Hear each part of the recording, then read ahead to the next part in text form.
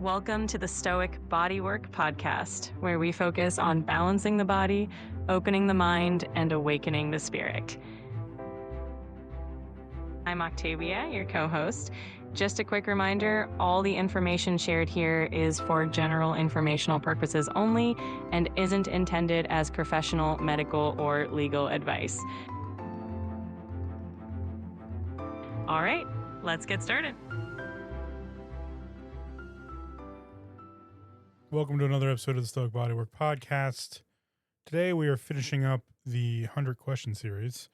We got 25 to go here, and then we'll be done. It was a pretty good series. So we're just going to jump right into it. Let's get Octavia here to give us our first question. Octavia, question number 76, please. What can someone do between sessions to support and accelerate their results? So between sessions, the fascial system needs time to program. So if we're doing therapeutic body work, if you're getting chiropractic work, if you're getting any therapeutic work whatsoever that engages the fascial system, even in your training, if you're doing any physical training, athletic training, functional training, as we do here at Stoic, the fascial system needs time to reprogram. And we can speed that up with some things, but generally heat is a great way to get new blood flow into the area while getting rid of the inflammation that we might be dealing with. You can do long format stretching, 90 seconds or more, to engage the fascial system. You can do active training. So you can be doing functional training that helps with whatever issue we might have been working on. If you're doing any foam rolling or active dynamic stretching, so that short 30-second or less stretching time frame in the active methods, you probably have to do that pretty much daily. But if you're doing anything therapeutic inside of that window, you'll continue to get better results there. So between your sessions, you want to be focused on things that are beneficial to what you're trying to accomplish therapeutically. Remember, increase blood innervation, hydration, function of tissue.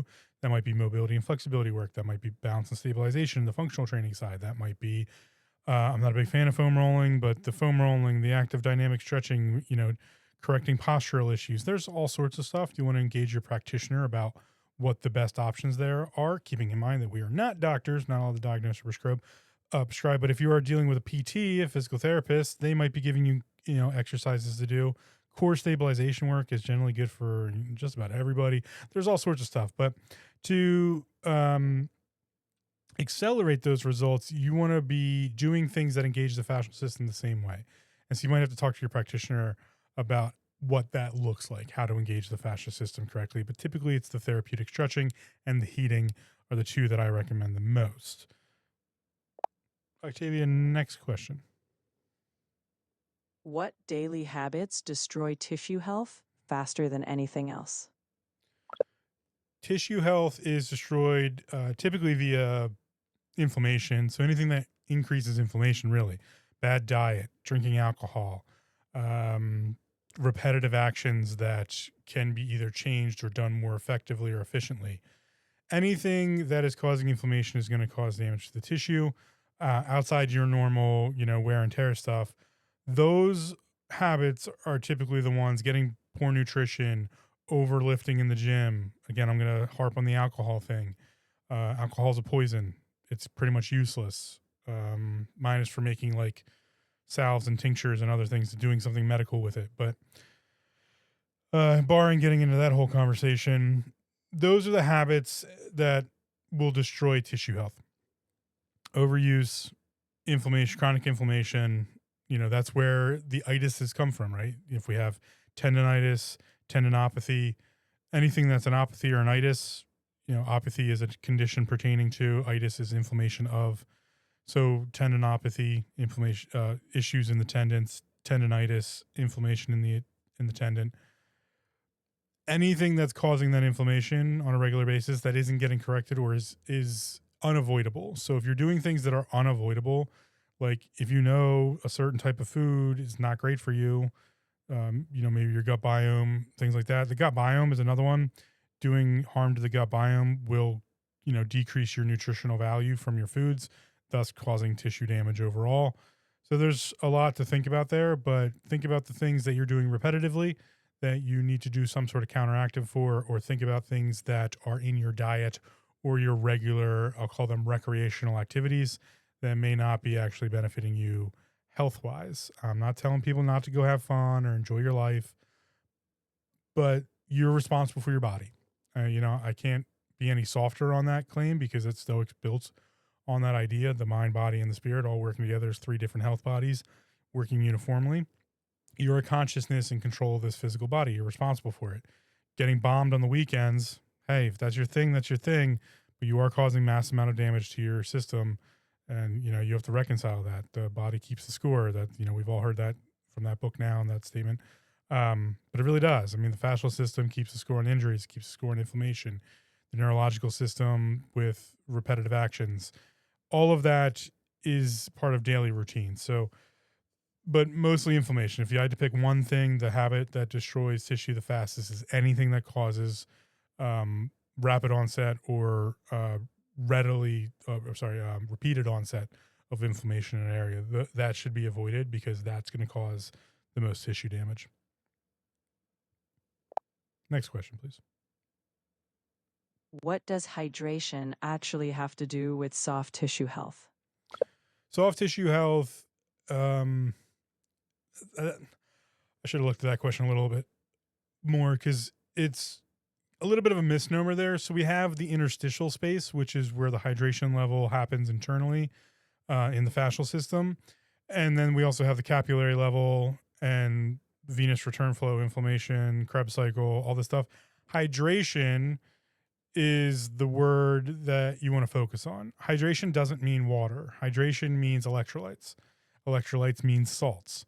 Salts mean minerals. So you have to break the words down. We've kind of oversimplified things while making them more complex. This is the argument between simplicity and complexity.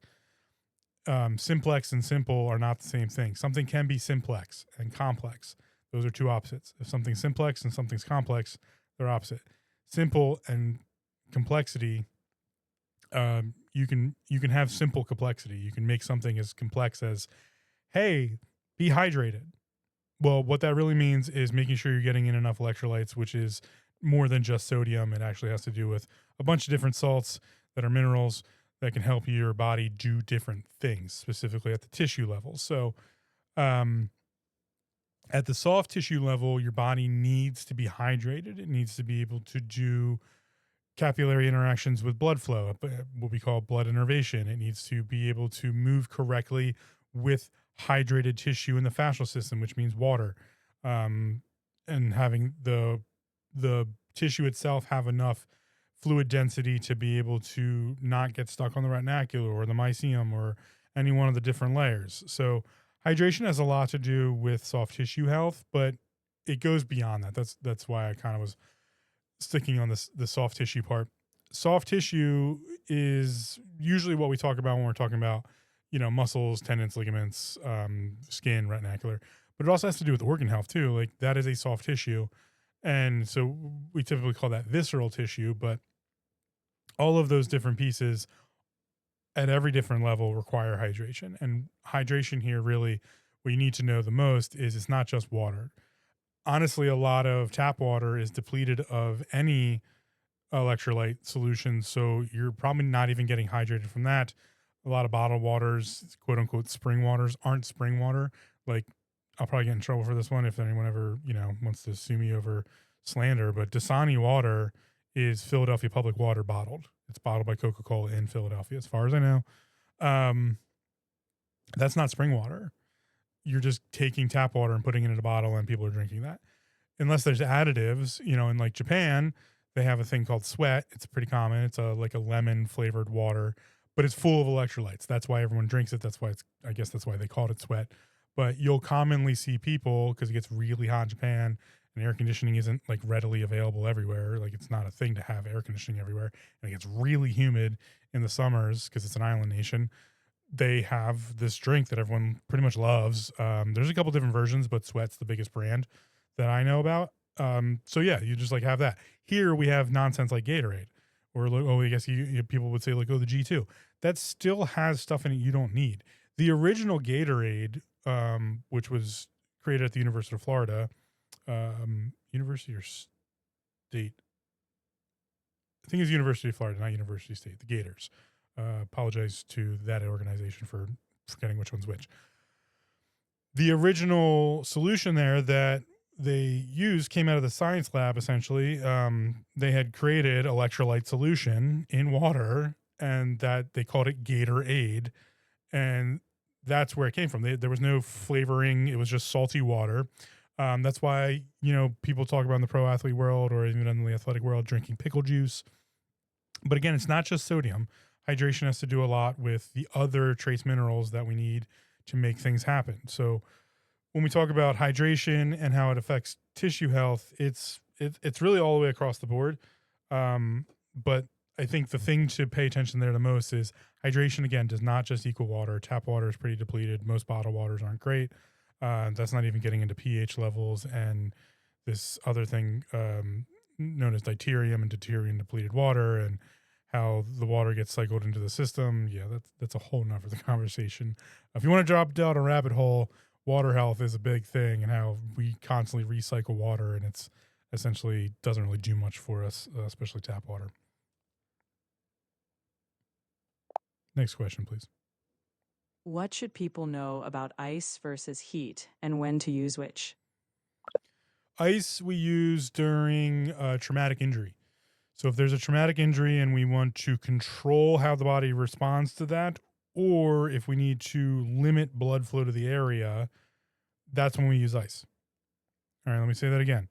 During traumatic injury or when we want to limit blood flow to the area, that's when we use ice. It is rampant in the industry still to this day, 20 years after we've known this. And honestly, it's probably been 35 years that we've known this. Ice stops or slows down inflammation to the area. That is not a positive. It is a feature of ice. Ice causes vasoconstriction, so decrease of fluid flow to the area, both blood, lymph, and also hydration or fascial interaction, which is on the inflammation side.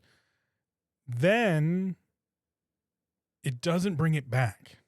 Just eliminating the ice from the area isn't enough to bring it back. So ice is for traumatic injury and also limiting hydration or fluid flow to the area. Heat speeds it all up. Heat brings in blood flow, brings in inflammation flow, increases vasodilation, so increase of fluid flow to the area. We have this thing called the Krebs cycle, which on average is about 3 times every 24 hours in a person. And the Krebs cycle is what helps control, or the citric acid cycle is what helps control inflammation in the area. Inflammation is part of the hydration system. Inflammation brings all of those building blocks to the area to be used. So if you think about that, once you've added ice, you've stopped the supply of stuff to do stuff with. You're stopping the supply line. Let's say we're building a building and we get all the contractors together and we stop the trucks showing up with the lumber and the nails and all the other stuff to build the building. Well, nothing's going to get built because we've shut off the supply line. So if you do ice something, you want to be following it up with heat. Again, unless it's traumatic injury, seek medical help and attention. On the sports medicine side, icing a athlete, or if you're a weekend warrior or if you're just training and you go home and you ice, you're stopping your body from getting all that good nutrient stuff it needs in the area to fix the stuff you just did, which was minor damage to tissue to increase, size of the muscle, to repair function. In that Krebs cycle, again, all of the building blocks. So we got all the hydration pieces, so the trace minerals, we have all the vitamins, the vitamirs, all of those things, the protein chains, the amino acids, that all gets delivered through the inflammation. What we don't ever really get taught is that, let's say, everyone's probably had a burn and you get the little blister, or maybe you had a callus and you get the blister. In that blister, that fluid doesn't just stay there. That fluid changes itself out. That's the Krebs cycle. And again, it's about an average about 3 times every 24 hours. So new inflammation comes in, cleans up the old inflammation. So that's on the other side of things. This is why over icing is a problem, because when you over ice, you trap the inflammation there. There's new inflammation coming through to clean up all the stuff that you left behind. If you stop the inflammation cycle, then everything that's already there, it doesn't get cleaned up. We always say like, oh, ice decreases inflammation. No, ice slows down the process. And so if you slow down the process, what happens is you use up all of the metabolic stuff that's there. We call this oxidative stress. This is what antioxidants are supposed to help with. And then that inflammation just sits there because you're icing it. No new inflammation's coming through to clean up all of the byproducts, right? So they've like, oh, here's your lumber and your nails and, you know, all your stuff to build the thing. And you start building it and they sawed off a piece here and there's all this trash. Nothing's coming along to clean up the trash and bring in new material or new laborers or new, you know, like nothing's happening there. That's why people really shouldn't be icing the way they're icing. I often recommend to my clients to do heat because heat brings in new inflammation. It helps relax muscle flow, it causes vasodilation. And generally, unless, you know, there's bleeding involved, vasodilation is going to help bring in new nutrients and help clean up things that were there that need to get out. When you have inflammation that sticks around for too long, the itises, remember tendonitis, all those things, then we have essentially oxidative stress that becomes, I'll call it caustic. That's the word I use, which is what we call acids. So it's like a low-grade acid. It starts to diminish tissue. That's why going back to that hydration question we talked about, with keeping the body hydrated, the soft tissue hydrated, ice doesn't hydrate tissue. Heat hydrates tissue. So that's where you want to be icing less and heating more typically. If you're someone who's using ice to control pain, that's a different story. You want to follow up with heat, especially if it's after post-activity. If you're doing anything with the word hypertrophy, so the increase of the muscle, you need to be doing what's known as hyperplasia, which means more blood, stretching. Ice is, if you're icing after your sets and you're trying to increase your muscle mass, hypertrophy, nope, you've slowed it down.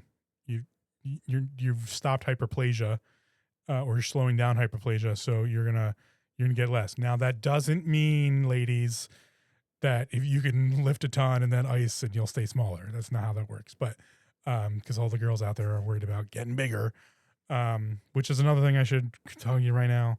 You can lift and lift and lift and lift. Unless you're lifting for hypertrophy, you're not going to get as big as you think you're going to get. It's hard. You got to eat a lot of protein. Another misconception in the industry. But yeah, so with that one, what you should know about ice versus heat is that we typically want to be heating, specifically post bodywork sessions, post injury control and methodology, unless it's traumatic or we're trying to control pain function. But we typically, even then, want to follow up with heat. You can follow up those icing sessions with light activity that brings new blood flow into the space. Now, the thing with icing for contrast therapy is a totally different story. My personal opinion is women should not be cooling their bodies below like the 42 degree mark, because it starts to affect the endocrine system. Might even be the 47 degree mark. 52 is another number I've heard thrown out a little bit. I haven't done enough research to say like exactly this, but if we want to err to the higher side, like below 52 degrees, it's going to affect the endocrine system on women.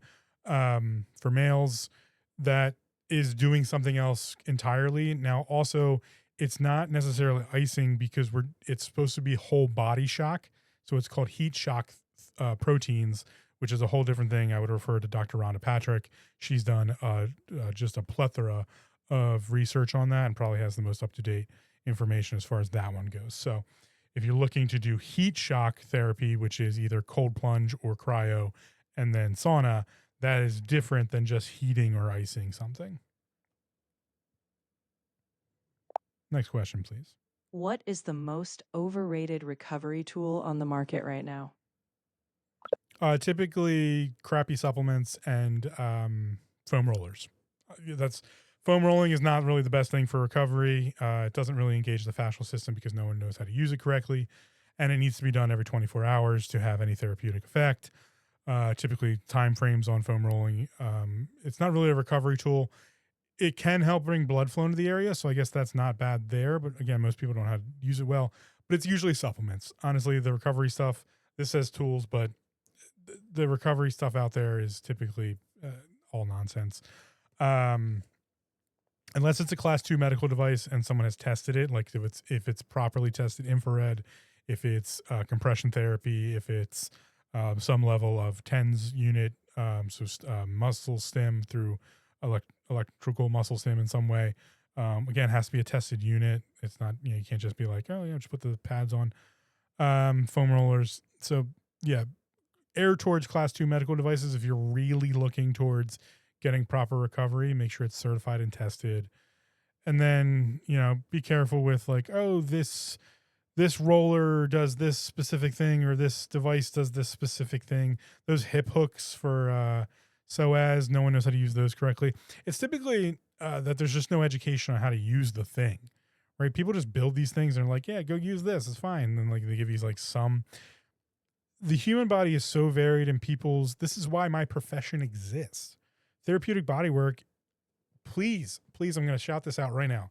If you're a robotics company and you want to make bajillions of dollars, come find me, because I would love to teach you how to program a robot to do what I do. One, because there's not enough people doing what I do, and also because I would really like to have something that does it for me on myself. So yeah, if you're a robotics company and you want to make bajillions of dollars and program a robot how to do therapeutic bodywork, come on. I have an engineering mind. I do 3D printing and rapid prototype developing on the side, orthographic CAD design, all that stuff. Like my brain, that's how it works. Logical. I understand robotics. Let's get it done. Those massage robots out there I think that's just a waste of time. Like that's just leave massage therapists to do massage. You want a medical robot that helps with correcting fascial exchange issues. And, there's just so many sensors you could have and get so many data points. It would be amazing. But yeah, so that's good enough for that one. Like, just be careful with like, oh, this, random roller with these different things, does this great thing. It's usually needs some level of education in the fascial system to make that thing effective. Do your research. I know people hate hearing that, but the way to get around that is, again, look at class 2 medical devices that are being marketed as recovery options or tools. There are compression things you can put on your legs that really do work and really do help. They're pretty pricey because they're usually on the class 2 medical device side. So check for those things. I have a thing called a Megan table here in the office. That's class 2 medical device. Does hot jadestone rollers up and down the back and articulates at different acupressure and spinal flexion points. That's a great recovery device. I have platinum LED red light panel, great recovery device. Saunas, as long as it's infrared and real panels, great recovery device. So that's the thing to look for. Next question, please. What is the most underrated thing someone can do for their body that costs nothing? The most underrated thing someone can do for their body that costs nothing. Get more sunlight. Get more sunlight exposure. Vitamin D. Yeah. Better sleep. Those two. I would say those. Let me just. I've say it a lot, so I'll continue saying what I usually say. Getting better sleep quality via the freebies. Making sure it's a dark room. You don't have to go buy blackout curtains. Take some old sheets, layer them up, throw them on the hangers, on the curtain hangers. Or old duvet cover. That's actually one of the first things I ever used. I had this old duvet cover, and I just snip on the side because duvet cover is already your hollow through the center, and hung it up. So yeah, dark room, cool room. I guess that one has some cost if you have to air condition, but silence or noise device, or if you have a fan, run a fan. Getting better sleep. There's a lot of freebie options there, and then one of the freebie options of getting better sleep and also better health. Go out and get your 10 to 15 minutes of sunshine. Now, caveat: if you have sun exposure issues, if you're prone to any medical issues that have to do with having direct sunlight, here's my statements. Refer to your doctors. I'm not one of those, right? I believe personally, through my research, that getting 10 to 15 minutes of sunlight exposure is pretty much a non-negotiable. You have to do that just about every day. Most people do, just getting to your car and walking around and but it needs to be unabated. So it needs to be non-filtered, not through a window, not through UV blocking, not through sunscreen. We need direct UVB and UVA, but not for a long period of time. Check the UV index. If the UV index is high, you need less time. Maybe it's on that 5 to 10 minute spectrum. If the UV index is low, maybe it's in the 10 to 15 spectrum. I'm sure it's actually more than that, but I would say 10 to 15 minutes of sunlight, get your vitamin D levels up. That's a best freebie. You know, the sun is technically free. For how long, who knows? But that is probably the two best options: get better sleep and get more sunlight. The sunlight's probably the one that will actually help you do both. Next question, please. How should someone think about pain, as a signal to stop or a signal to pay attention? Signal to pay attention first. If it's sharp or stabby or feels neurological, it is a signal to stop. So anytime you feel pain, pay attention to what your body's trying to tell you. Sharp, stabby, zingy, electric-y.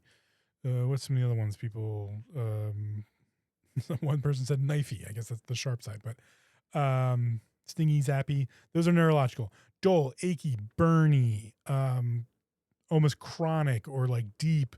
That's bone, right? So maybe the bone's in the bad position. Sore, tender, that's just some muscles. Sometimes the fascia system will be under that load. When we talk about stretching, I'm actually been working on this recently with fascial reprogramming. I think there is, I guess I can throw this out there on this episode of the podcast so it's all recorded and nice.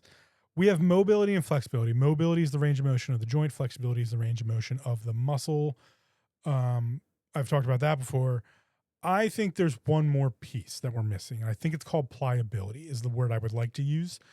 Pliability is how the bone moves inside of the muscle groups. We are a calcium substrate, known as the skeletal structure, which uses force and vector via the muscles and the fascia doing a bunch of calculations to exist in this reality that we all share. Those bones are not superimposed. And what I mean by that is they have pliability in their area. The bone can move inside of the system. The muscles can move the bones, but shouldn't always be moving the bones, is what I mean by that. So we have mobility, the range of motion of our joints. We talked about that. We got flexibility, the range of motion of the muscles. The fascia, I believe, has a thing called pliability. This is on Buckminster Fuller's research on tensegrity. The tensegrity system, the constant trying to find a balance of force and vector, needs to be able to be applied to the bones when necessary. The pliability is the ability for that bone to have movement in those muscle groups and in conjunction to itself. If the bone is being held in place and superimposed, remember I said not superimposed, now let's say it is superimposed, that would mean that it can't move. And if you have a superimposed bone, you're most likely going to break it. This is what we do in martial arts all the time. We try to take away the joint flexion, and then the bone is stuck, and then we can break it if we want to, or we can break the joint, So anytime something gets stuck, we have impingement, entrapment, all those things for the nervous structure. Things don't work the way they should. That's why I think with the fascial system in regards to the bone, how the bone is moving, how the muscles are really moving around the bone, but really that's the bone as the anchor. That's pliability. You'll see gymnasts with a decent bit of pliability. You'll see some other agility athletes or flexible athlete sets. And then you'll see some rigid athletes like power lifters and Olympic lifters who have a little bit less pliability. They might be, but it gets masked as flexibility and mobility. I've been seeing this combination between mobility and flexibility, and how flexibility can mask mobility and mobility can mask flexibility. But sometimes I run into individuals that are kind of a mix between the two, and I always wondered what that was. I want to say it's this thing I'm going to call pliability. We're still working on that term, but pliability, again, is that ability to move the bone inside of its space and time effectively. The reason that is probably the most important when we're regarding to the fascial system is that the bone marrow carries our DNA code. What else would we protect more than that, right? It's the only thing fully encased in bone is our bone marrow. Even our brains, there's nice little orbital holes to get through to get to it. Yeah, we got this nice thing called the cranium, but when we talk about the thing that is protected the most, we protect our brain a lot, but the thing that is protected the most all the time in the body is the bone marrow. And so I think pliability, the ability for the bones to move correctly in that area, is something that could be very important. So, thinking about pain, sorry, I got a little bit tangent there. Pain is a signal. Sharp, stabby, dull, achy, and burning might be signals to stop. So that's the neurological in the bone telling you something. Maybe we should stop then. So listen to the signal and then understand that there's different signals, and you can use those even then going farther when I'm doing this fascial programming stuff that I'm working on to do stretching routines. This is why you get people that have the fascial shake and you have the somatic release from the muscle groups because of how that works. More to come on that. I've been working on it for a long time. But that's what I'm seeing there. Next question. Why do so many people accept chronic pain as inevitable as they age? Because everyone tells them that's how it is. Even old people tell you how that. Old people are out there going like, oh, it's getting old. That's what getting old's all about. And then the industry goes like, oh, you're just getting old, aches and pain. Your doctor goes, oh, yeah, it's just part of getting old. Bullshit. Getting old is a function of not repairing the things as well as we used to. That just means we got to take care of the system better, right? So yes, you're going to have aches and pains. Does anybody understand how long years actually are? The amount of time your existence actually is. We keep expelling this whole thing about like, oh, life's so short. Subjectively, it can be very short. Objectively, think about any system or machinery that moves every day, hours on end, because even when you're sitting, you're moving, your body is using the fascial system to control things and do things, and you maybe moving your mouse or whatever. It doesn't break down. Of course it breaks down. It's not an equation of, oh, I'm getting older, of course I'm going to have aches and pains. It's an equation of, I'm getting older, I need to take care of myself because things are slowing down. Right? These are the things that we're figuring out right now. By the time the 2030 era comes around, it's going to be a much different conversation. We're going to have technologies. We're going to have understandings. We're going to have, there's a question coming up. I'll probably jump into this about how to get proper nutrition into the system. These things are changing and we have to change the conversation around them. Just because you're getting old, yes, you're going to have aches and pains because you are a machine. You're an anatomical and physiological human being. Or hybrid, whatever you want to, all that nonsense. You're a machine. You're a biological machine, and that machine is going to have wear and tear. There's ways to take care of that so that it doesn't. And we should start that conversation much sooner. Part of the other side of this conversation is not, oh, I'm getting older, and of course everything hurts and it's aches and pains. The conversation that we're not having is, hey, kid, learning a sport or just learning how to be a person from the very young age, specifically into that adolescence, teenage years crossover with hormonal changes, and then, possibly being a young athlete in the teens or, playing any sort of high level sport or even just existing as a human running around and getting injured and hurt. You need to be fueling your body correctly. You need to be hydrating correctly. You need to be getting enough protein.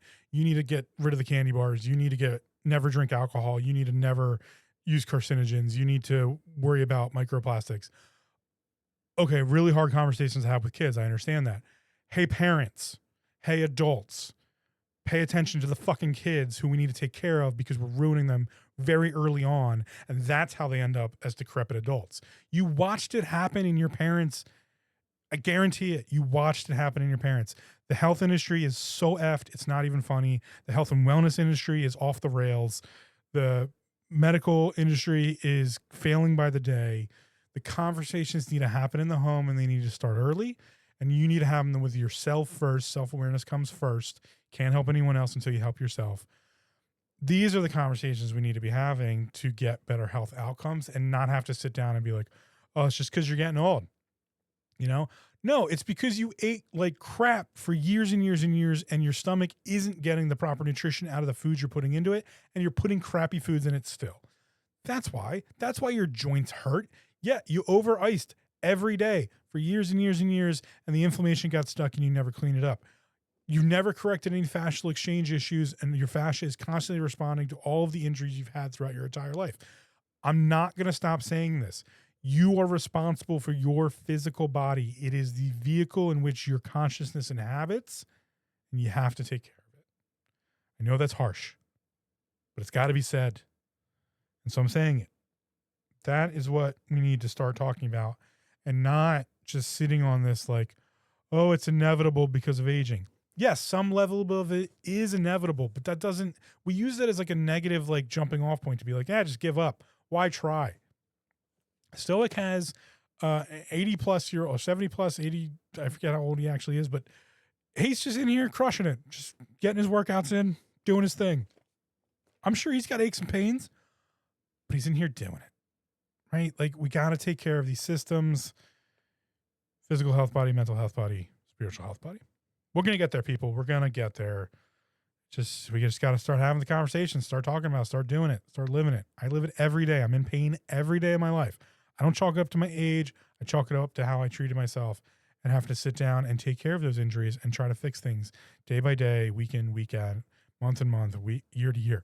I've been working on lower back issues with vertebrae problems for like going on 10 years. And every day, I'm just incrementally getting a little bit better, And then I fall back, and then, like, we have to talk about the, sensitivity cycle, balance stabilization, how that all works. I'm working on it. I promise I am working on it. One day, hopefully someone will realize like, oh, this crazy bearded guy isn't actually so crazy. Maybe we should, check in with him and, maybe do some research and some funding. I'm not a doctor. I hold no medical. I don't even have a college degree.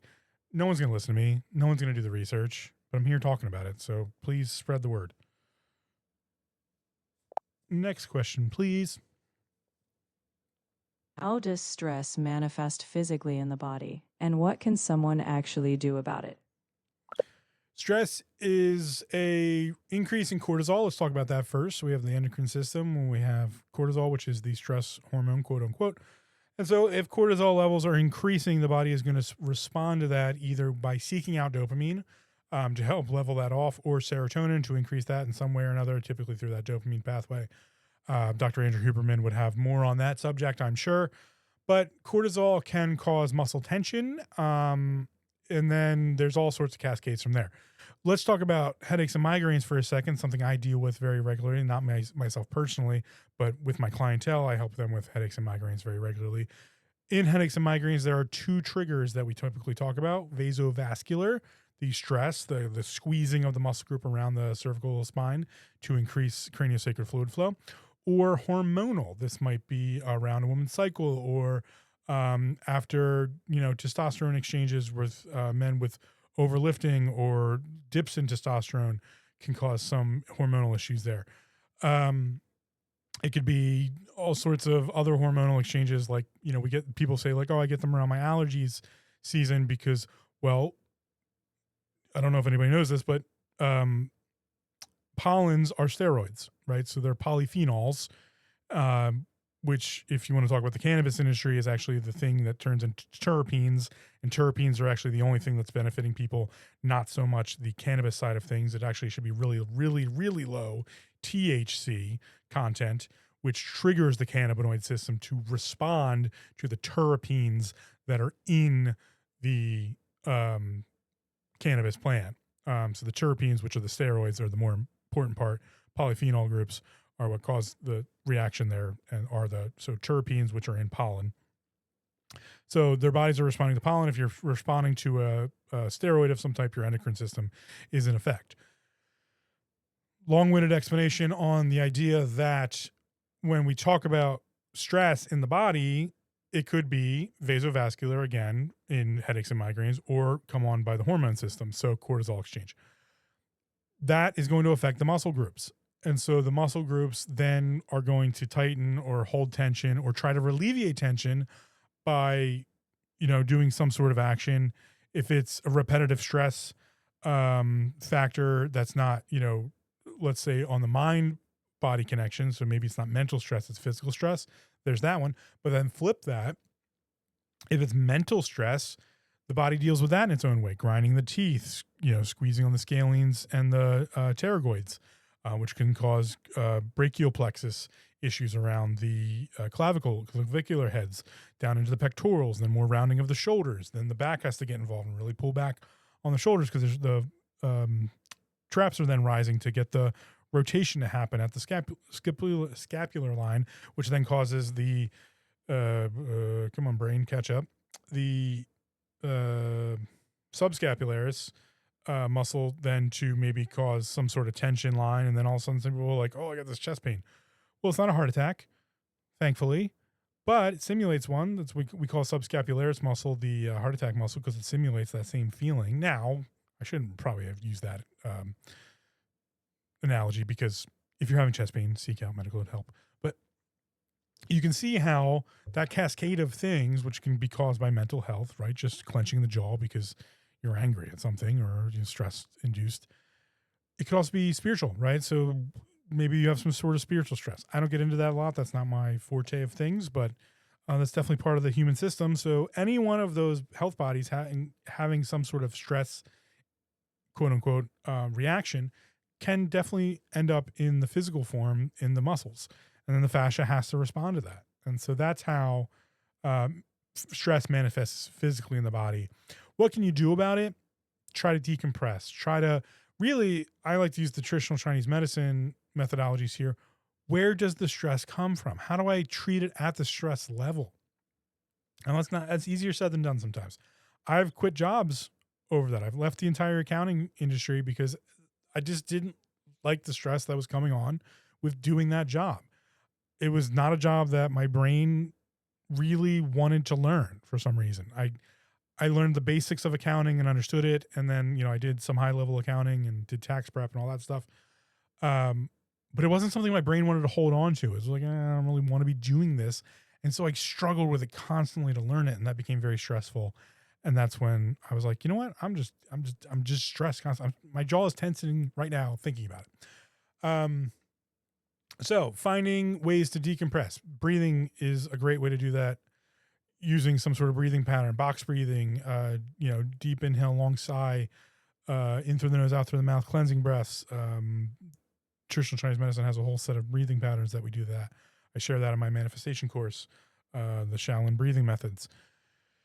There are all sorts of ways, whatever works best for you. Maybe it's float tanks, maybe it's massage. Again, hey, look, I'm not always against massage. Sometimes massage is decompressing. Maybe seek out a body worker such as myself who knows how to do DRS responses, deep relaxive state responses. Be very careful with the industry and the individuals out there talking about doing somatic release responses. If you're not under the care of a medical health provider that's on the mental side and you have a practitioner do somatic, we don't know how that's going to react. So don't get yourself involved with that unless they're a qualified professional. If it's a nurse practitioner who went to school or worked in a some sort of mental health industry position and is now transferred into doing somatic release work, okay, probably okay. But other than that, now I had a young lady reach out to me not too long ago about doing singing bowl stuff. And we never really connected and was able to get into all of that, even though I would like to. I'm a little harsh on those things because people say one thing and then it ends up being another. I'm not against that if that's what's relaxing. Yoga, singing bowls, group meditation practices, all that stuff. If it helps you decrease your cortisol response, totally fine. If you're targeting somatic release, you need to be working with a qualified professional. But if it just helps you chill out and relax, fine. Going back to the cannabis thing. That typically doesn't do what people think it does. You're using a substance to have a reaction.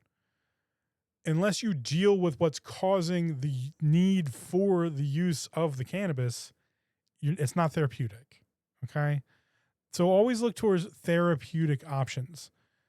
Make sure it's something that's not just a Band-Aid. And if it is a Band-Aid, use that Band-Aid to figure out how to then treat the actual source of the issue.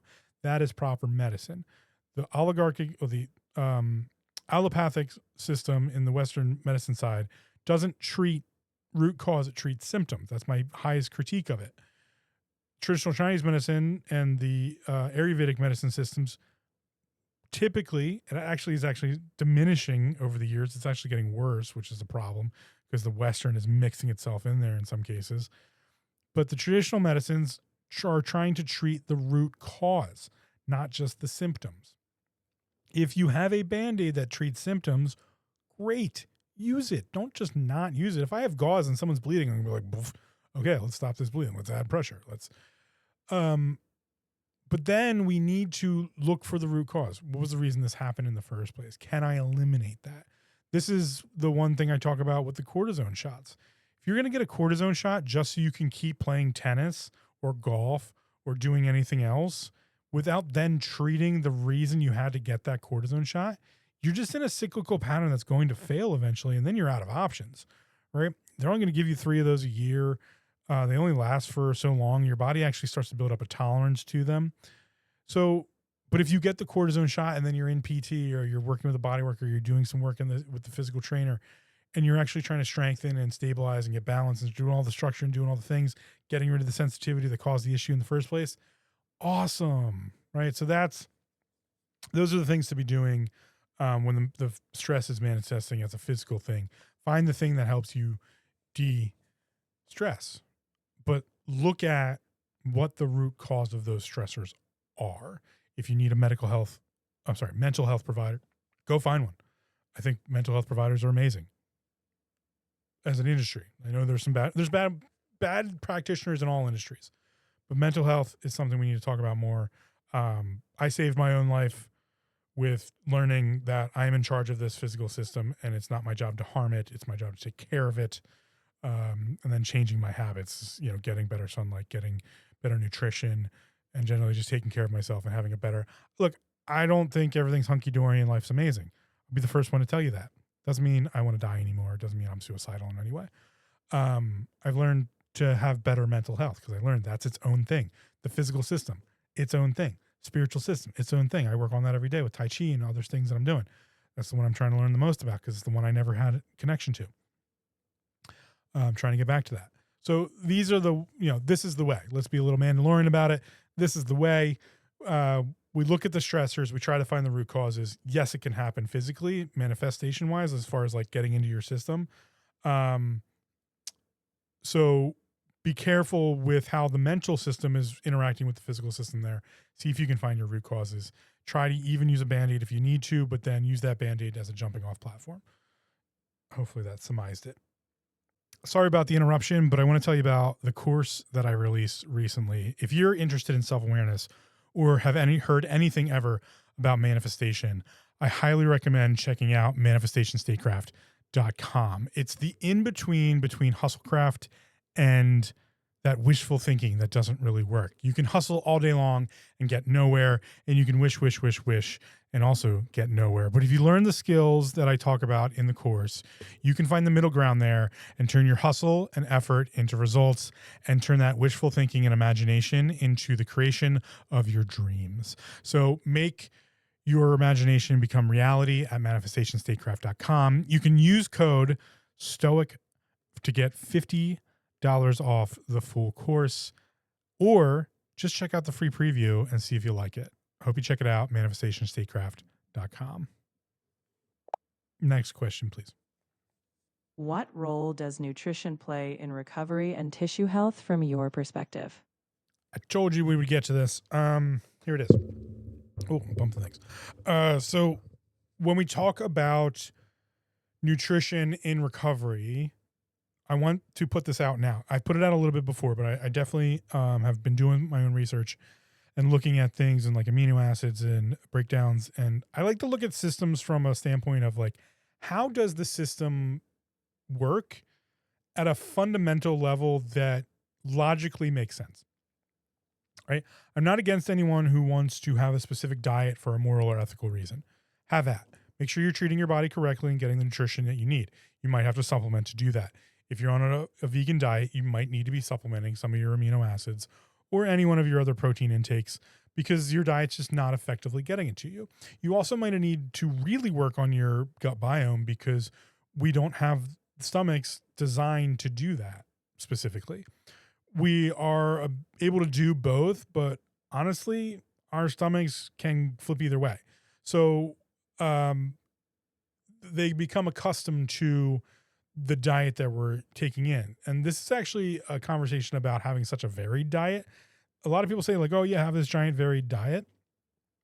Our systems kind of like uniformity.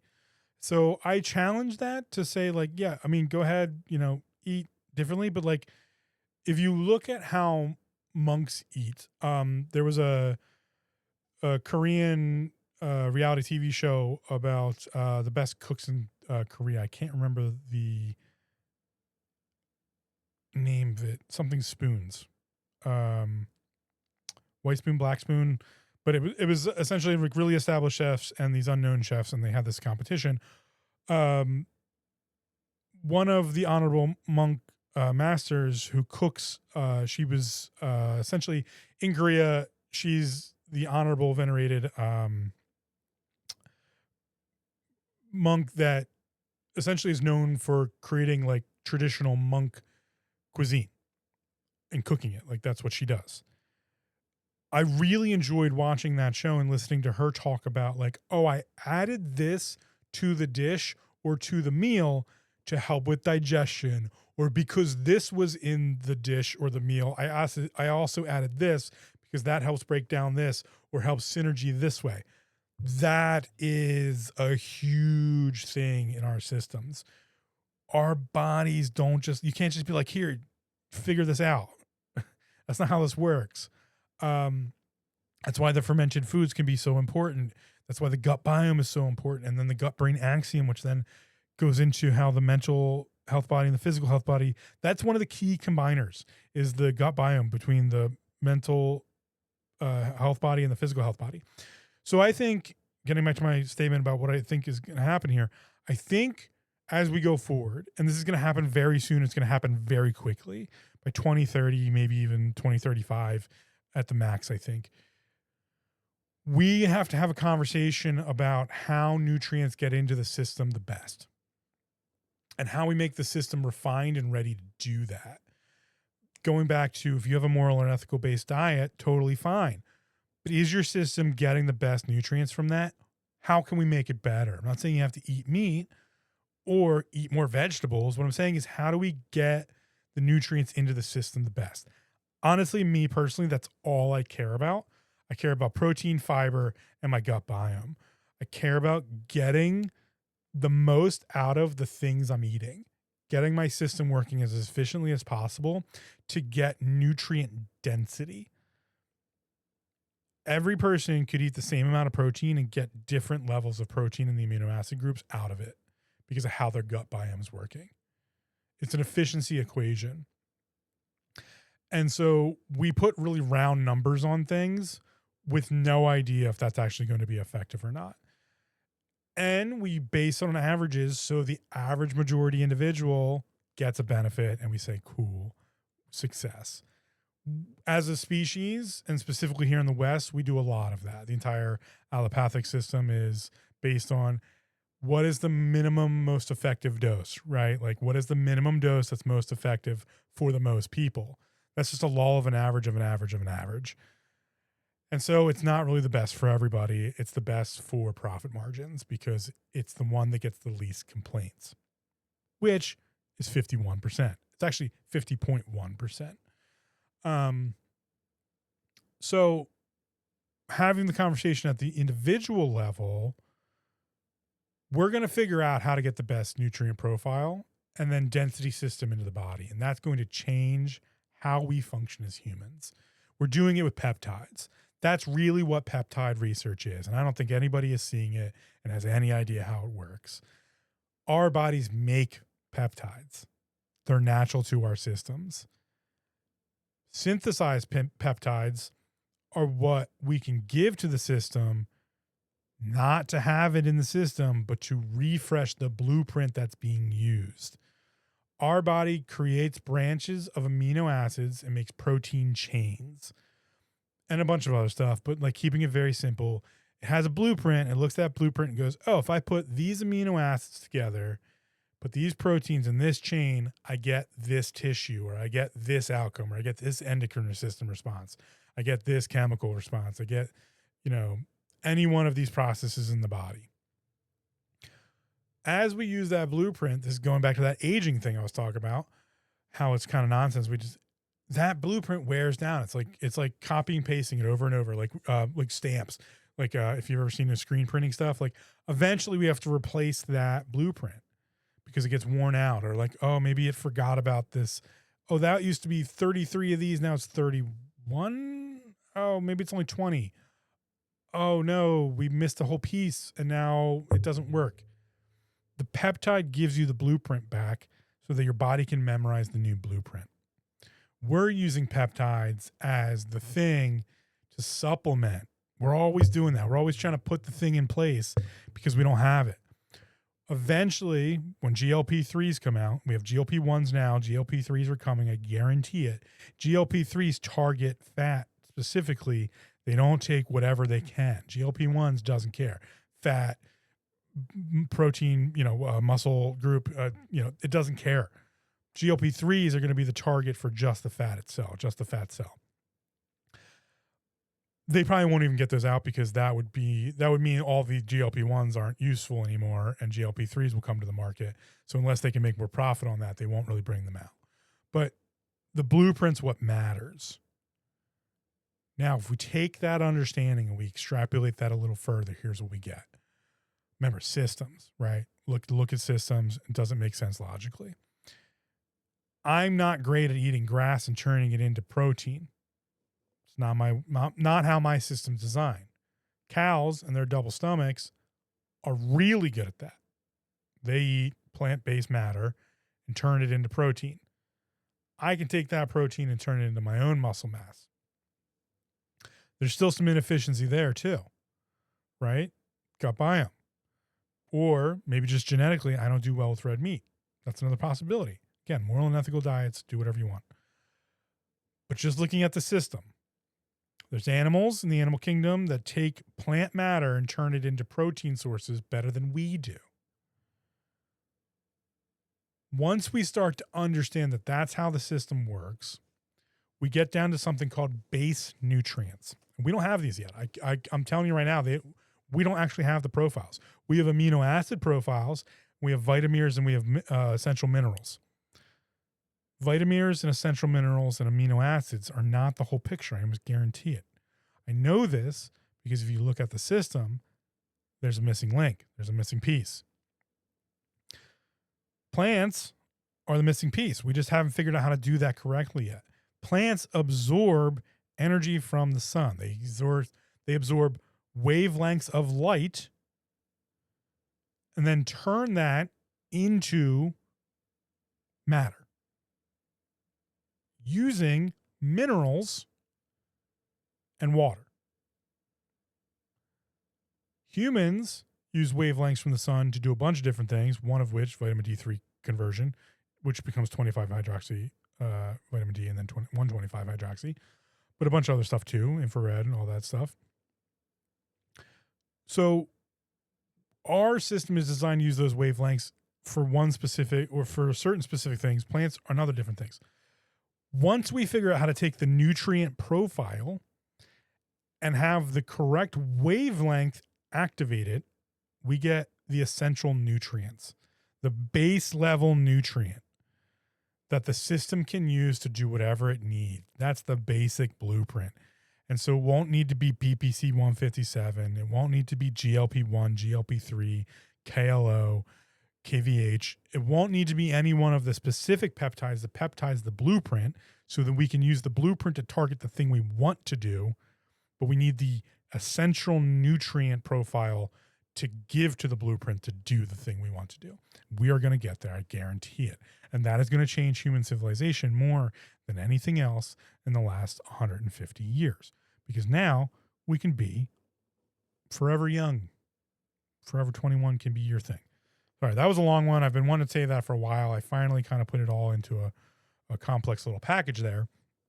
But that is the reason nutrition is really important for recovery and tissue health. Because we're not getting proper nutrition and not getting the effective doses to have that happen is the reason people don't see the results they want to see, is the reason that tissue doesn't heal the way it has. We're not getting enough in the system for our system to do stuff with it.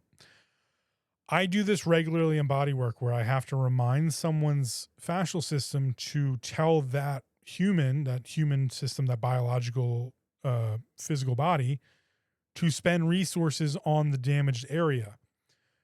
We are a highly complex biological photoreactor, biological machine that is extremely efficient. And honestly, at some base level, all we care about is efficiency. I know that because the whole system cares about efficiency. From the plant trying to get the sunlight and use the nutrients from the ground, water the minerals, and the animal eating the plant, everyone's trying to do that as efficiently as possible. And so, because we're the complexity of the physical health body, the mental health body, and the spiritual health body, we have so many different levels of complexity that we can actually override it. The mental health body can override that complexity situation and stop looking for efficiencies and instead chase dopamine and the addiction factor because that's more fun to our brains. Or chasing not being bored, or, anything to control the endocrine system more than to control what the actual system level input is. We can negate listening to pain. We can negate listening to how our system feels after we eat something, or how our system feels after doing a certain exercise or a certain type of activity. That complexity is what allows for us to not pay attention to that efficiency system. And so sometimes I have to go in as a body worker and tell the body, hey, you're being too efficient in not helping this area. But then even if I do that, if they're not getting the proper nutrition to make that happen, recovery gets stalled anyway. So that's why nutrition plays a huge role in recovery and tissue health. That was a really long circle there, but we got to it. Again, look for this profile that's going to come out about, like, here are the essential nutrients. We have essential minerals. We have vitamins, which become vitamins, which is part of the supplementation side of things. We don't have the essential nutrient profiles yet. We're going to get there. We have the amino acid ones. We do have the master amino profile, which is the exact doses of amino acids, the 8, I think it's the 8 or the 10 essential, which gives us a whole special thing, hydrogen levels and breakdown to the body. That's a whole thing you can look up, but it's also patented, which is super annoying. Next question. How much does footwear affect the rest of the body, and what do you look for? If you ask a podiatrist, everything. If you ask me, sort of everything. My Dr. Fong used to say, I won't do the accent because everybody yells at me for it. Dr. Fong used to say, the foot feels the foot when it touches the ground. And it's a complex idea. I'm using the word complex a lot today. It's a complex idea of how the fascial system responds to gravity via the skeletal system, but only when the foot only feels itself when it touches the ground.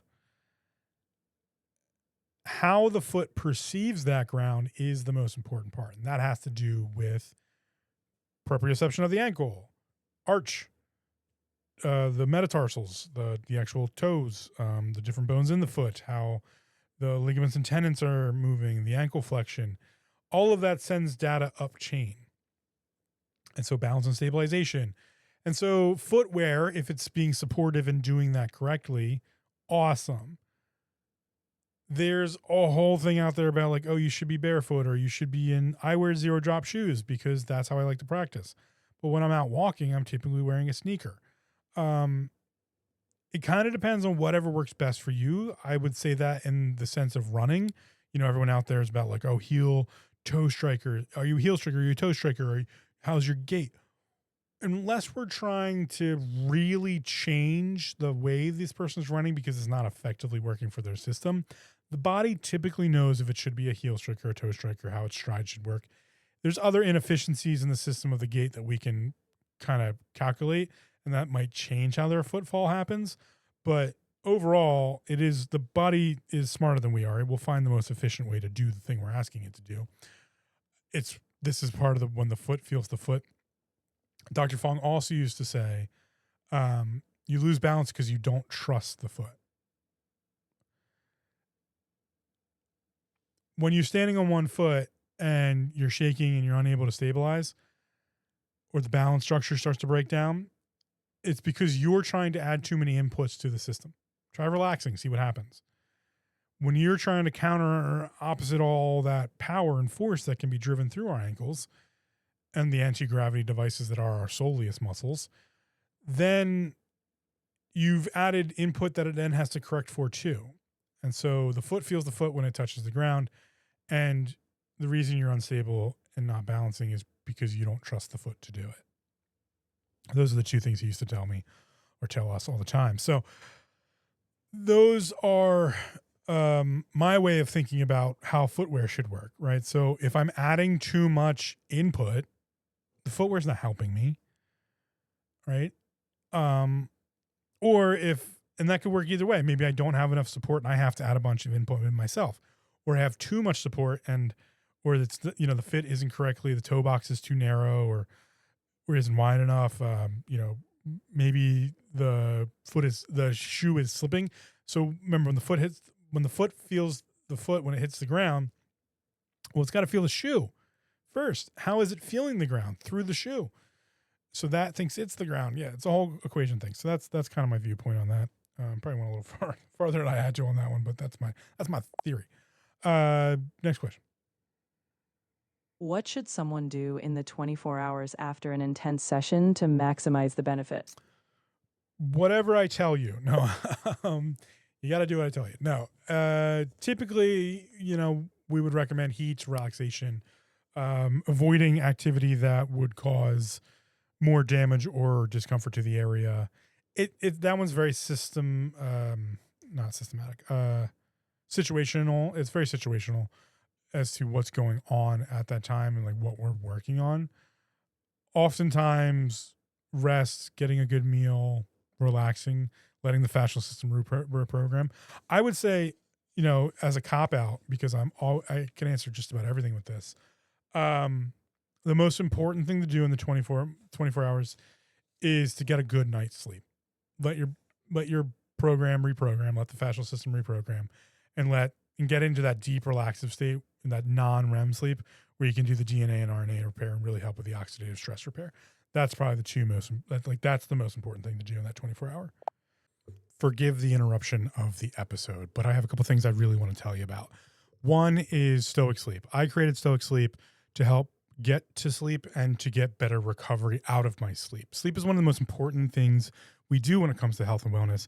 Number one performance drug, and also the only time we do oxidative stress repair, specifically at the DNA and RNA levels. So if you're not sleeping, you're not healing. And if you're not healing, you can't gain all of the awesome things you do from training. So I tested it for a year and I've now released it to the public. Thank you, Pure Bulk, as the manufacturer, for making that possible. Grab a jar at stoicbodywork.com/stoic sleep today. I don't think you're going to be disappointed. I take it every night and I love it. So get some great sleep. Grab a jar of Stoic Sleep.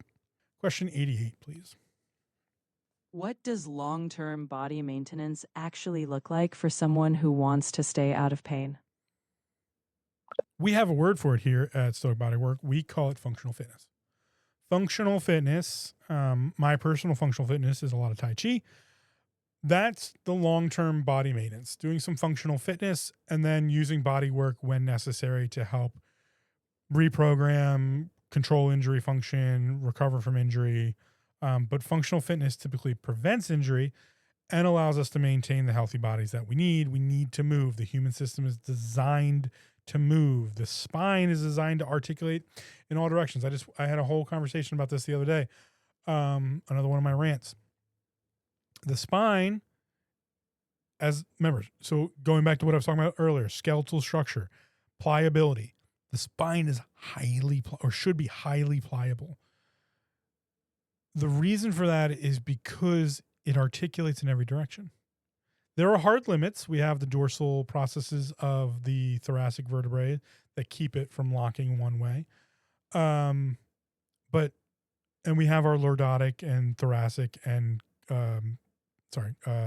cervical, cervical, thoracic, and kyphotic curve, cervical curve, thoracic curve, and lumbar curve.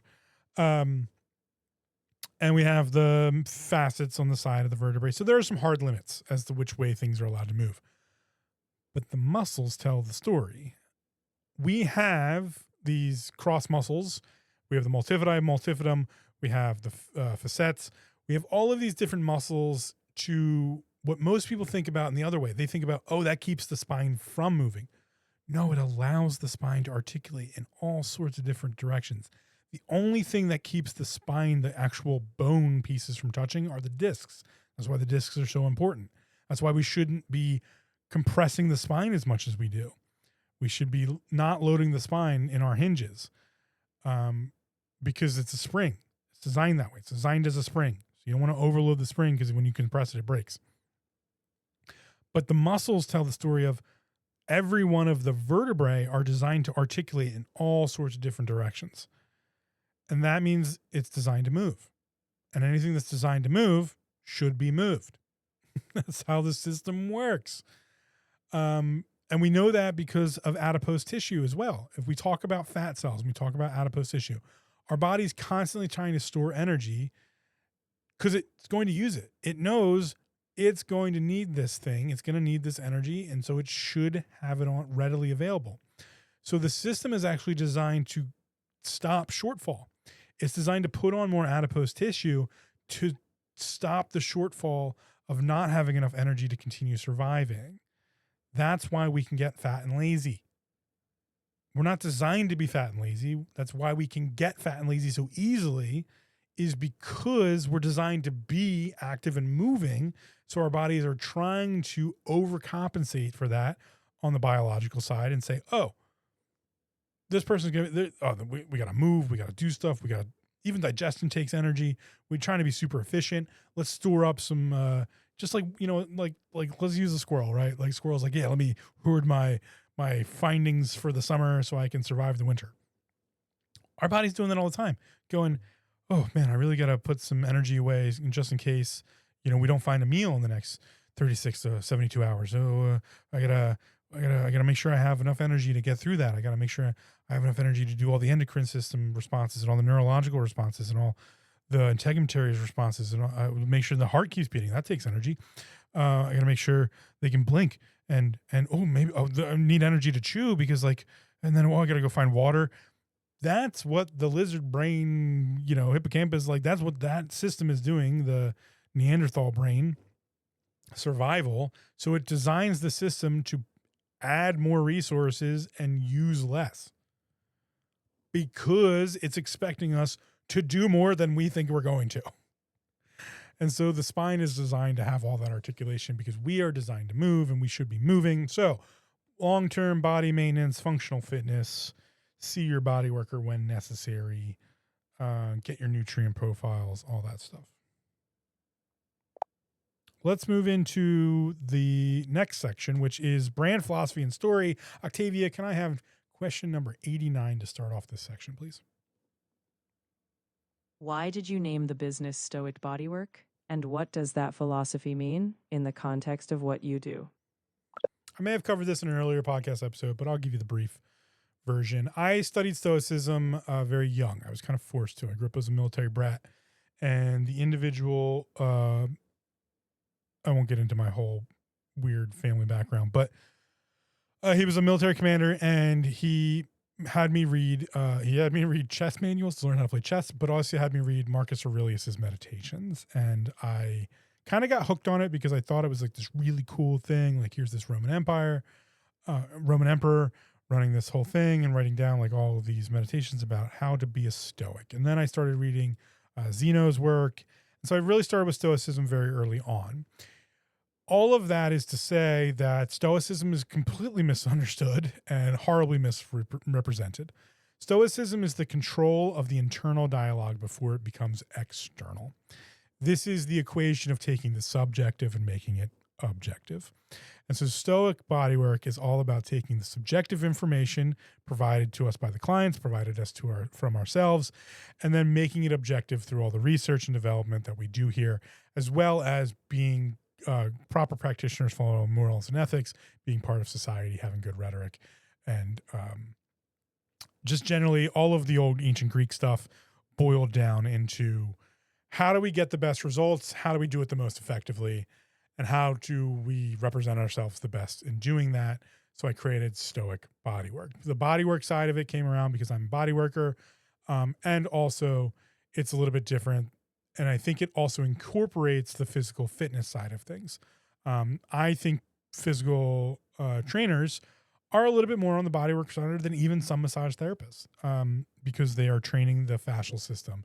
So it all has to do with that fascial system. I think if you're working with the fascial system, massage therapist, PT, DO, physical trainer, if you're working with the fascial system and helping someone program their fascia or create better, more resilient fascia through that pliability thing I was talking about earlier, you're a body worker. And so Stoic bodywork is that representation. It is Stoicism, which is having the internal dialogue and doing all the research and having morals and ethics and understanding how the system works. Also, on top of that is where we get, it's going to come up in one of these questions. Actually, it's the next question, so I'll jump into it then, but it has to do with that physical health body, mental health body, and spiritual health body, because Stoicism was the first place that I learned about those three things interacting, and then traditional Chinese medicine took me a lot farther, and my Shaolin martial arts beyond that. So Stoic comes from my study of it when I was a kid, but branching into, as an adult, understanding that, again, misrepresented and wholly nonsense. Stoicism is having and keeping your internal thoughts internal and having external things be external. So creating a barrier between what's external, what's internal, and then even having the subconscious underneath of that, understanding the three levels there, and then the three levels of the physical, mental, and spiritual health body gave me Stoic bodywork. Next question. What is the core belief that everything at Stoic is built around? We are a complex system, as I've mentioned multiple times in this podcast, and we are three health bodies, all working in conjunction together. So we have the physical health body, the mental health body, and the spiritual health body. Stoic Bodywork's primary function is to help people with their physical bodies, because that is the part that collects all the data for the mental health body to understand the reality in which we exist inside of. Not getting into the whole reality thing right now. Check out my manifestation course if you want to know more about reality and how manifestation works. But that is the core understanding. We're a physical health body, a mental health body, and a spiritual health body. And we have to get all of those health bodies working together to be a healthy individual. Self-awareness is another huge piece of that. Next question. How did you develop your specific methodology, and what were the biggest inflection points? I do not have enough time to discuss all of that on the end of this episode, or towards the end of this episode, but my methodologies came around from all of my personal experience, my anecdotal work, and everything I've seen in all of the different places I've seen it. From private attaché work, doing security work with military operators who needed a medic. I was not military. I have no military credentials other than being a military brat when I was a kid, but I worked as a medic on a private attaché group, domestic side, doing security, working with operators and seeing their heinous wounds, both mentally and physically, and even spiritually in some cases. Then I had Dr. Fong teaching me traditional Chinese medicine and seeing how the traditional Chinese medicine and Ayurvedic medicine worked in conjunction with a three health body system, and how even Western medicine systems and all of these different systems played together. And then I got this thing known as the fascial system. So the biggest inflection point was learning about the fascial system and then using that to tie all of these different, the Western doing the medic training, the Eastern doing the traditional Chinese medicine and acupuncture and Shaolin martial arts, working with Ian in the sports medicine team and working with the chiropractor and the DO talking about how the skeletal system works. And then all of these different pieces where the nani points are, where the acupressure points are. Again, all of these different pieces, the biggest inflection point was the fascial system and learning how that kind of combined it all together.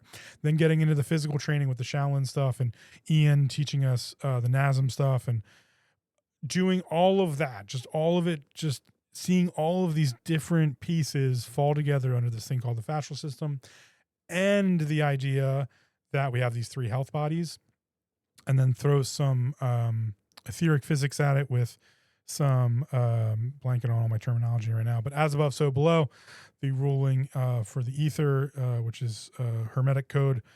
So then all my spiritual stuff that I did when I was younger that really didn't pan out into seeking and searching and just reading and being neurodivergent, and understanding my neurodivergence was probably one of the other huge inflection points of where the methodologies came from, like how my brain works and how to use that to help others understand how their brain works.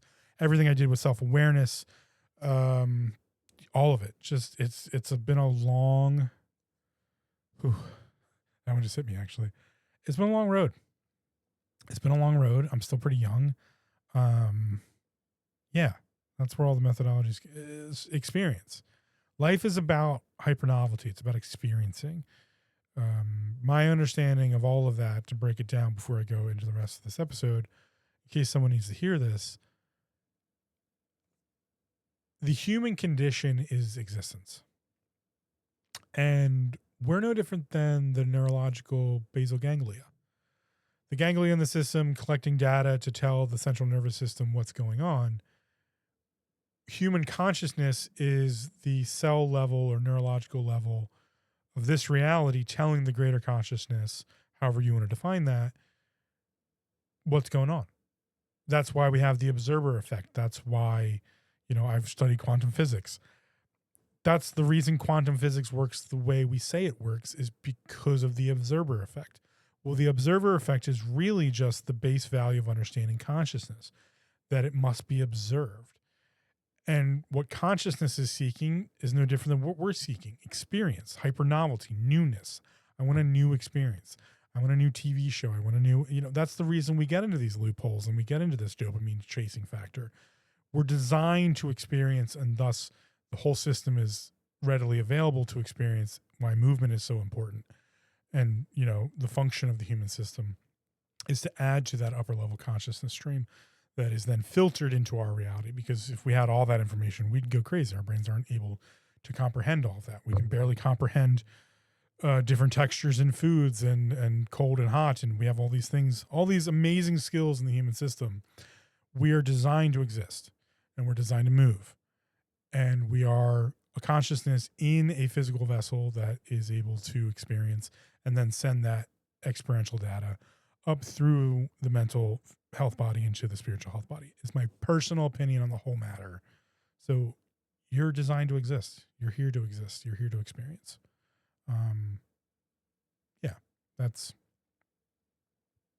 That actually answers the next question. So let's get that question, and then I'll wrap that little section up with that. Question 92, please. What was the experience or case that changed how you practice the most? My mental health getting to the point that I needed to seek a drastic intervention. That was my own caseload and my own personal system that got me to practice differently, that taught me everything I was just talking about human experience. And it showed me how it's all connected. And I've spent every day since trying to understand what I learned in that experience to put it all together. And it's been a road. It's been a journey, and it continues. I feel like I'm coming close to the end of it. I feel like I'm getting close to some major inflection point yet that's going to happen. But that's what changed me the most, and is what allows me to help others as much as I do. Even saying that feels a little blah. So yeah, that is that's the experience. My own personal experience is what changed me practicing the most. When I stepped away from the suicidal ideation into the understanding of, oh, I'm responsible for this physical health body. And now I'm also even more responsible because I'm responsible for this mental health body. And now I'm even more responsible because having those two responsibilities and understanding it means I'm responsible in helping others with it. It's a lot. I'm not really happy about it, but that's where I'm at. So moving on. Next question. What does Stacy bring to Stoic that you couldn't provide on your own? Everything.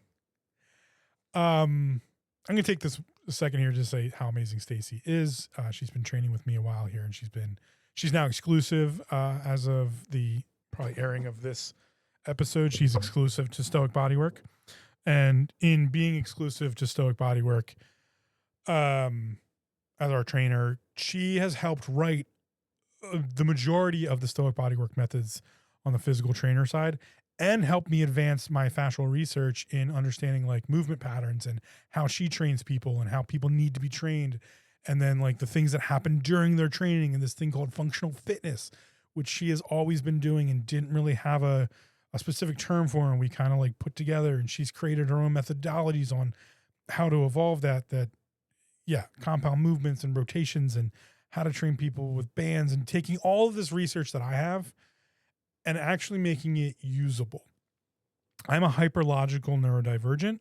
So everything I do is like this research data collection set, and then like putting into like, here's what we should be doing. But that doesn't work. I'll be completely honest about it. It doesn't work. On the bodywork side of things, I can take all that and then somehow intuitively use it. I'm just like, oh yeah, all this information, do it. I can't do that on the training side of things. Stacy can. I'm just able to give her all that, like, here's all the things, this is the way we should be doing all this stuff. And she somehow takes my crazy neurodivergent logical lectures and long rants and goes, oh, okay, I need to do this, and this with this client. She also brings a great personality. People love training with her. She's super helpful with like working with the individual. I would say the number one thing, she brings so many things to Stoic, it's not even funny. But the thing that she brings to the functional training side of things is working with the individual. It's the one thing that I do in my bodywork sessions that I've never seen anyone able to do in the fitness industry on the physical training side. I'm not saying no one can do this, but I've just never really seen it done as well as she's able to do it. She works with the individual on all three health bodies. No, we don't get into spiritual stuff, and no, we're not mental health providers. We do train the physical system here, and we do the body work and all that stuff. But she's able to see like, oh, I need to train this person a little bit. This person needs more. This person needs help with being held accountable and pushing themselves a little further mentally. This person needs form and function and needs stability and balance, or needs strength in this metric. This person needs a reason to be doing this. This person needs someone to connect with them on being a mom, or, just all like, she's just able to do that. And she does it intuitively. And that's why everyone just loves being around her, because she's that type of person. It's a very rare thing in this world for me to like to be around someone like intrinsically of just being like, cool, this person's in my space and I don't have a problem with that. Again, neurodivergence. I'm very specific, very introverted, very specific about my space and everything. And she just fits very naturally in that, which tells me what type of person she is. She's trustable. She's responsible. She has good morals. She has good ethics. Like, she's doing all that and then intuitively training people on the functional fitness side. So that's what she brings to the equation that I cannot do. I'm not a good trainer. I just bring the data and the research as much as possible, and she makes it usable while having a great personality and doing it that way. So, yeah, I mean, I can't say enough good things. Stoic Bodywork wouldn't exist as it is today without her. Yeah, like we just wouldn't even have functional fitness. Like, we wouldn't even have that side of the business without her. So, and I would have not advanced my body work to the level it is now advanced to without having seen that and been a part of that process too. So I'll take a second here to say thank you, Stacy. I really do appreciate you being part of Stoic Bodywork and everything we do here. So yes, thank you. Let me see. Let's grab another question. Next question, please. How do you stay current? What does your continuing education and research process actually look like? My continuing education that I'm required to do for my license doesn't keep me current at all, because continuing education in my industry sucks. It's all like hot bamboo massage and like it's all nonsense. I'm trying to fix that, but it's not going well. So instead of continuing education under that guise of money grabs, I get into not money grabs. I should say that. Like it's good for. I've just been doing this for so long, and I don't do spa work, so most of the CEs in my industry are based on spa level practice, not bodywork practice. So honestly, it'd be great if I could go to like physical therapists, CEs, and take that stuff. I just don't think the board, well, maybe the board would allow it. They've never said either way. Maybe I guess I should reach out and see, but I'd rather take that stuff because that would be more effective. But then it's PT, so I'm technically not allowed to do it. It's stuff. So my own research is always fascially based, and now it's specific to advancing the Stoic Bodywork methods, both on the functional training side and also on the therapeutic bodywork side. That is like sitting around and contemplating things like, oh, hey, we have this thing called mobility and flexibility. What about this thing about how like bones, like, and like, oh, the fascia and how the bone sits inside the fascia? Oh, pliability. Okay. Like it includes that. And then I have to take that and I have to go and look for, is there any research data sets that we have that backs this up? Like, I'm honestly begging at this point, like someone put me in front of someone who can help me figure this stuff out, because I think it would benefit a lot of different industries and practitioners. Again, I just don't have any medical degrees and I don't have any college degrees. So I can't do research. I could try to publish a white paper, but like who's going to listen? Yeah, that's an unfortunate part of the gatekeeping that goes on behind all the scenes of all this stuff. Before I go off on a giant rant about all that nonsense, I probably should just move on. So let's do that. Next question. What is the hardest part of running a business in this industry with integrity?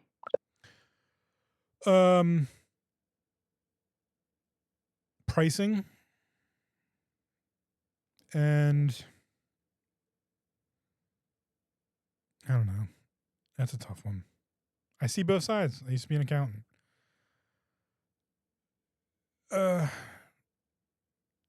Always aiming for therapeutic results, not just, collecting a paycheck and having people come in constantly for no reason.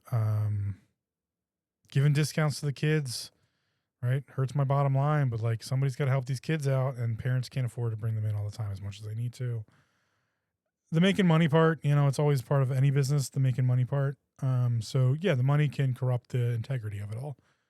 We try to do our best with that. Should I be charging more? Yeah, I should. Actually, I really should. There's not many people out there that practice at the level I practice at, and some of them that do have doctorates. So, I get better results than some physical therapy places just because they don't understand the fundamentals of the fascia and why the client plateaued because of the fascial system. So then they come see me and then they go back to the PT and the PT gets accredited with like finally getting them the final distance. It's like, well, yeah, but like, here's all you had to do to get them there.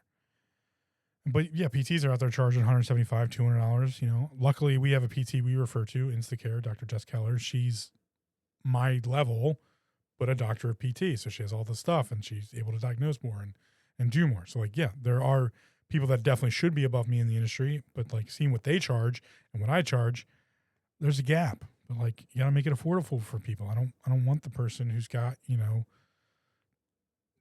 less means, but then can't afford, but then also I need to be able to continue to do business. So I have to charge a certain level. Prices on everything keep going up. It's a crapshoot. Really, honestly, is running a business is hard, obviously, but like running a business successfully is double hard. Triple hard if you want to continue to do that for years on end. It's all a crapshoot. Inflation makes it rough. Taxes make it rough. I can go on and on. I can bitch and bitch and bitch and bitch and bitch about running a business. That's what makes it hard to be an integral or have integrity in doing it, is understanding that like what I'm doing is taking people's suffering and turning it into money. There's morals and ethics behind that. There has to be. But it's a gray zone of if I don't do it correctly, I go out of business and then no one's doing it. That's the other hard part about running this business is I know there's other people out there. I know there is. Maybe they're not at my exact level, but there are body workers out there.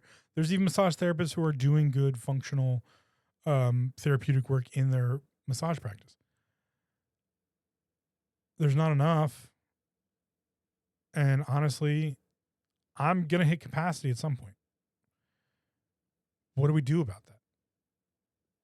Most people would be like, well, I'm going to charge $250 an hour and, do less, make more. Yeah, honestly, I should. But there's a there's a gray area there, right? Like, then less people get to see me, and what's sustainable, what's not sustainable. There's people out in LA charging $400 for an hour session with them, and they're just doing basic retinacular upper level fascial work. That's all they're doing. They're calling it like their special method, and it works. I'm sure it works. Doing some retinacular work, getting things working more collectively helps with applicability a little bit. Might help with mobility, might help with flexibility a little bit more than mobility, but but $400 an hour, it's LA. I guess you get to charge that. Like, okay, $600 an hour, maybe, who knows? Right? But how many people are you really helping? Okay, then you do the education thing, and like, I don't know. This is a tough one. Hardest part of running a business in this industry with integrity. I don't know. I don't think it's possible. As morally and ethically as I'm trying to do things, as having as much integrity as I possibly can, the system is designed to fail. The whole system. Small business is designed to fail. Let me start there. This is not a business, and this is not a business podcast, so I'm going to move on. But yeah, I try. I do my best. That's all anybody can do, right? Next question. Who are the thinkers, researchers, or practitioners that have shaped how you see the body? I'll just throw out a couple names because I have a whole internal document with the doctors that we reference and the researchers that we reference. But honestly, this is like going back to the previous question. I was looking at these two together, actually. That integrity thing, I've had to start protecting myself and my information. I've taught people who have stolen stuff from me and like published it as their own.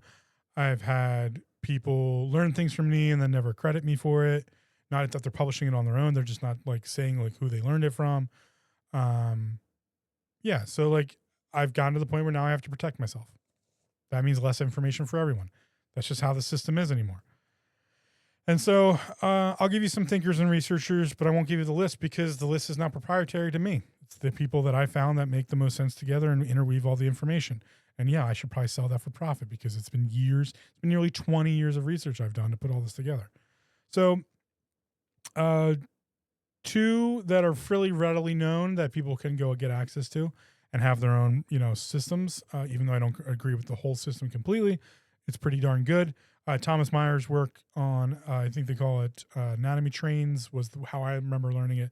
I think it might have a different, I think he still calls it anatomy trains. Anyway, Thomas Meyer's work with anatomy trains, that's a trademarked thing, but decent education on the fascial system, does some cadaver work, coined some of the fascial lines that a lot of people reference now. So that's great. Buckminster Fuller with tensegrity, understanding how the fascia works there. And then, the common ones, Dr. Ronna Patrick, Dr. Andrew Huberman, and Dr. Andrew Galpin are great reference. That's as much as I'm going to say on that because I have a whole list of other ones that I put together that kind of interweave all that together. So, yeah, but that's proprietary now. So there's your integrity issue that people have gotten away from. See, I'm willing to mention those people. And when I publish things, or if you look at my internal documentation, we have it all cited. Even in an internal document, which I don't technically need to cite things, there's a citation page. It's all there. Like I don't know. The whole industry's fucked up. And people out there giving out nonsensical information and not doing enough research and understanding, and everything's broken. Sorry, everything's broken. Not saying despair. It'll all get figured out eventually, but I have to protect myself and my research. Question 97. What does success look like for a client at Stoic? How do you define a win? Worst question ever. Just a terrible question. Everything's subjective. Figure out objective results. That's how I define a win when I get an objective therapeutic change. Success could look like decrease in frequency or intensity of a migraine. It could look like increase of athletic performance. It could look like less aches and pains on a regular basis. It's subjective results. I have to turn it into some sort of objective understanding, finding the metrics to measure all that, which should be proprietary in and of itself, because a lot of people don't have my ability to do that. And I even know how to teach people how to take the subjective. Stacy and I come up with a subjective understanding of this, and then an objective understanding of that. And this is the metric we use to measure that thing. That's called clinical. That's how it should be done. Scientific. Yeah, sorry. Guess I'm getting tired of these questions at this point. We're finishing up the last couple here. Next question. Where do you want Stoic Bodywork to be in 5 years? Still around. I would like it to still be around in 5 years. That would be really nice. I'd like to have a nice venue that Stacy can do all her training and have plenty of room to do all that. I'd like to have a massage therapist on staff that we're training and teaching, which hopefully we will have sometime soon. Maybe educating people on more bodywork stuff. Maybe someone will give me an honorary doctorate would be cool, but I'll take a bachelor's degree at this point. Even associates. I have no degrees. Somebody give me an honorary degree. That'd be kind of cool. But no, yeah, as long as Stoic's still around and we're still helping the community, doing it morally and ethically, and still educating and still learning and still getting better. That's where I want to be, and still existing. Next question. What do you want people to feel when they walk out of Stoic for the first time? Hope. Hope that they can get better. Hope that someone understood them. That they weren't just overlooked and treated as another statistic on an envelope for whatever condition they have. So, like, there is an answer outside of the normal, quote unquote, the normal system. That there are practitioners out there that can help and are educated and willing to honestly sacrifice to make other people's lives better. Last question, please. What do you wish more people understood about what it actually takes to help a body heal? Oh, that's an interesting one to finish up with. What do I wish more people understood? I know exactly what I should ask. Time. Time is something. This is the end of the 100 questions. I get to go on a rant. Come along. Time is one of the most misunderstood things in human existence. I like to say there's big T time and little t time. So capital T and undercase T. Chronos and Kairos. Chronos is the measurement of time. That's the big T time. That's the one we all kind of like days, weeks, months, hours, seconds, la-di-da, all these measurements. There's the measurement of time, and we're all really good at paying attention to the measurement of time, or not paying attention to the measurement of time. But we're all understanding this measurement of time. Well, there's this thing called time with a little t and undercase T, and that's kairos. Kairos. That's a subjective understanding of time. What was the quality of it? How did you spend your time? What did you feel during that spending of the time? Did that hour feel long? Did that hour feel short? What was the subjective understanding of it? Healing the human system takes both big T time and little t time. It takes subjective processing at the fascial layer, neurological layer, muscular, skeletal. Different tissues heal at different rates. Different nutritional patterns and genetics allow for different healing rates in the time, the big T time level, but also an ache and a pain one day might go away the next day. A strength metric, having you feeling strong one day might make you feel weak the next day because you're not where you used to be. There's all the subjectivity of it. And that goes beyond just the physical form. The physical form is an experiential process. We experience being inside, in my personal case, stuck inside this physical body that we are responsible for and we must take care of. The time function is how we experience it, subjectively, and for how long, measured in what way. That is the same for our mental health and the same for our spiritual health. As above, so below. When we understand that time is both a linear equation and a nonlinear experience, we can have better conversations and better understandings. We can take the subjectivity of healing a disc issue and PTSD, or a cut, or a broken bone, or a sore muscle, or a bruise, or a complex family situational metric, or a bad relationship, or a poor understanding of consciousness and a spiritual process, and make them as simple as taking a breath or as complex as spending the rest of our lives trying to figure it out. Time is the thing we do not understand enough, and it is the thing that is the limiting factor of healing in all aspects of the human condition, physical, mental, and spiritual. Self-awareness,